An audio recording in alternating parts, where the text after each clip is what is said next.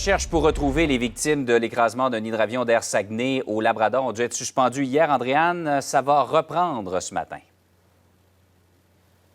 Oui, en fait, on nous confirme que ça va reprendre probablement cet après-midi. Cependant, en fait, on a parlé au cours des dernières minutes avec une porte-parole de la GRC là, qui nous indique que l'équipe de recherche est en direction actuellement. Le temps de se rendre sur les lieux, de tout installer. On pense pouvoir reprendre les recherches cet après-midi. Je lui ai posé la question aussi en ce qui concerne la météo. On nous dit que ça semble bien là, pour l'instant. Alors, ça ne devrait pas compromettre l'opération parce que vous le disiez hier, ça a été le cas et c'est justement en raison du mauvais temps. On a dû suspendre les opérations de recherche momentanément, notamment en raison des fortes pluies. Mais donc, aujourd'hui, ça devrait aller. On va pouvoir reprendre ces opérations, notamment avec une équipe de plongeurs. En fait, c'est l'équipe de récupération sous-marine de la GRC qui va entrer en jeu et qui va fouiller le lac Mistassine, là où s'est écrasé cet hydravion d'Air Saguenay de type Beaver lundi au Labrador. Je vous rappelle que ce qu'on cherche, en fait, ce sont les 4 personnes qui manquent toujours à l'appel à la suite de cet écrasement sur les 7 occupants de l'appareil. Rapidement, on se souvient, là, il y a 3 morts qui ont été confirmés dans toute cette histoire.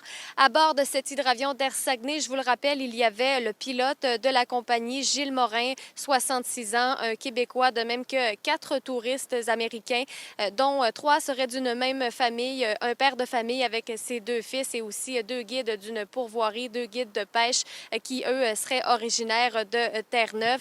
Il faut dire que les opérations de recherche sur place ne sont pas évidentes pour la GRC parce que c'est un secteur qui est assez isolé, seulement accessible par avion. Alors, ça devient plus complexe, ça occasionne certains délais, d'autant plus quand la météo est défavorable, on le comprend.